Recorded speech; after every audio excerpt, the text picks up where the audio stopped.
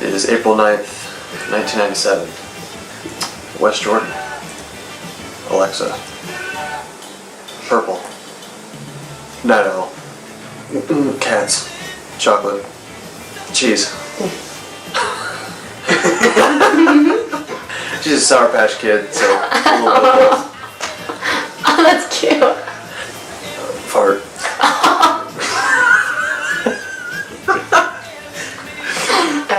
June 30th of 1983. Yeah. Were you born in Riverton? Which is hometown where I've grown up. Riverton. Dalton. Blue? Purple. Purple. Riverton purple. Oh, blue. Night owl. Dogs.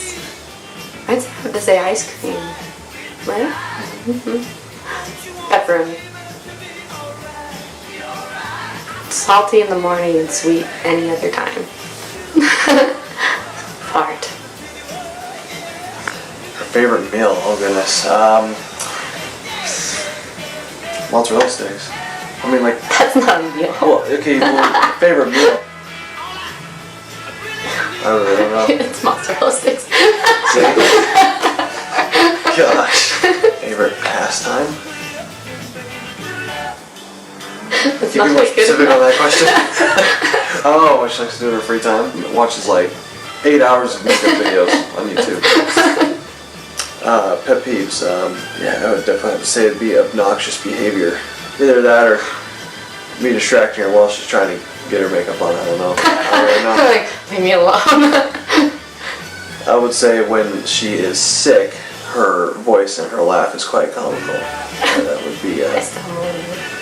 Yeah, what makes her mad. Waking up like earlier than 8 a.m. or 9. That would probably be the number one thing. She gets this look. And she looks off. And she won't look at me or say anything. Anything I say. She tickles my back. She's a pro at it. Like the immediate thing to like calm me down or just relax me completely. She knows what she's doing. Steak. Is that right? Shrimp! It's shrimp. He's told me shrimp. Yeah. Yep. Watching basketball. Playing basketball. Anything that has to do with basketball. I think. When he's watching basketball and I try to talk to him about anything but the basketball game. When he misses his basketball game. Sometimes he just won't say anything and kind of just sits there and I can feel it from him. I'm like, you're mad. Or I'll do something. He's like, Cam. I'm like, what? What did I do?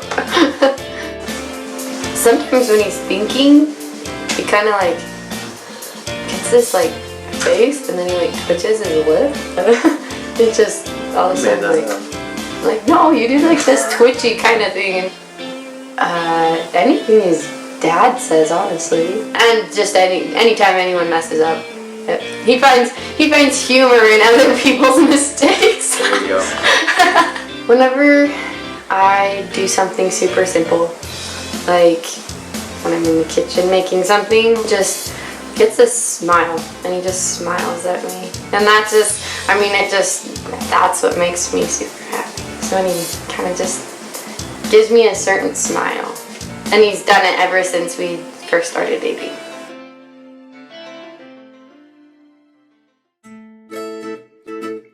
She stalked me. No. And my mom said I had to be nice to her. He tells everyone that. His mom does tell him to be nice, but he got up and bore his testimony in Singles Ward. He was home from his mission like about a month. His first time in Singles Ward, and I just instantly thought he was super, super cute. I kind of nudged Ashlyn, and I'm like, oh dang, he's really cute. And I'm like, I want to date him. I really want to date him. I remember my other two friends were like, oh yeah, he's pretty cute, and I knew. I'm like, okay, I gotta get to him before these other girls too. So I had our friend Zach Larkin introduce us. Yeah.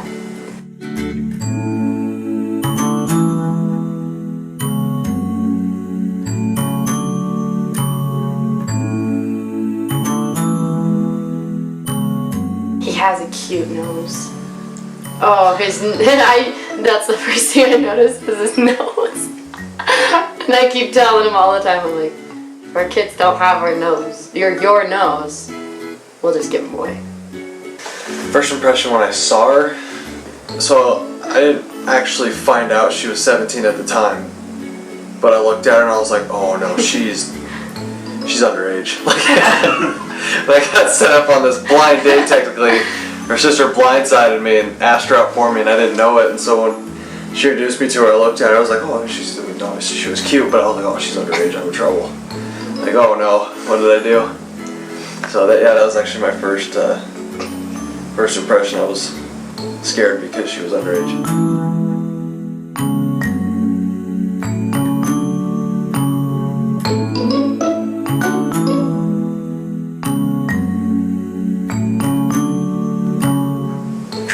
She did. For sure, me.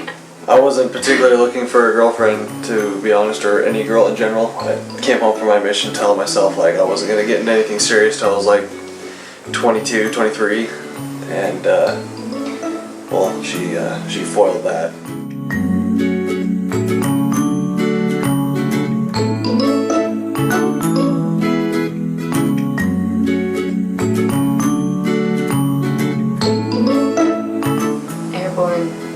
We went to Airborne on a group date. Yeah. And giant trampoline. Yeah. Place, basically. Yeah. And then he like was super heroic and handsome and pulled me out of the foam pit. Well, yeah, everyone else was like letting their date crawl out on their own. Yeah. Like, oh, he was like, gosh. hey, come here. Yeah, he was strong.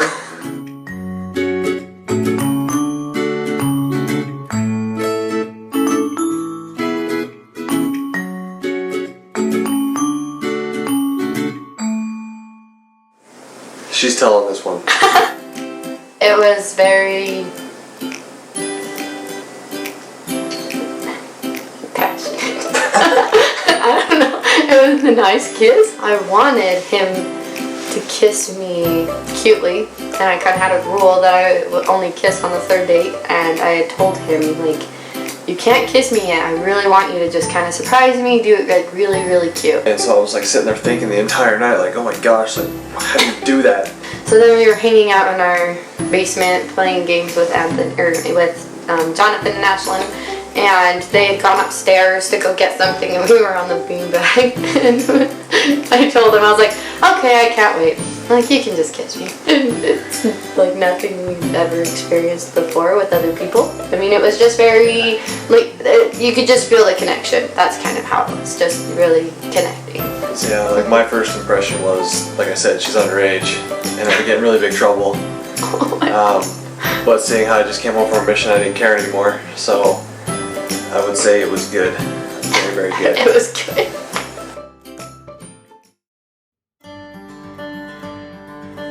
So, it is a fun story. So I had planned originally to ask her at like an oak tunnel that is found in the Red Butte Gardens over at the University of Utah, and I wanted to do it at a particular time of the night where the sun was just hitting that spot particularly. I had a letter that I was going to give to her in this tunnel, had we been able to do it. She was going to follow it down. I would have candles also along the way, and she was going to read that letter while I snuck up behind her. And by the time she finished reading, she was supposed to turn around and I would have already been there on one knee. I had things set up and we were ready to go, and I guess you could call it like a museum or whatever you want to call it, they closed at 5, and she had not arrived yet, and so I asked them for 10 minutes and they kicked us out. So I had to call Ashlyn, who was helping at the time, that we had to think of something different, so I had to improvise that at the Salt Lake Temple this time. And so it was just at like a pavilion on the east side, right next to the reflective pool. And basically somewhat the same thing. He snuck up behind And to kind of keep her on her toes, the letter just said it was like a 2-year anniversary letter. It wasn't anything like special, not to get her hopes up or nothing, you know. Like don't get too freaky out. But Yeah, at the end of the letter, it was like, no, just kidding. I need you to turn around, and I was already. This is what you think. I was already there, so it was exactly what it was supposed to be. And it was freezing outside, and my tears felt like they were freezing to my face. It wasn't that bad. It was January 28th. 28th. It was cold. Yeah.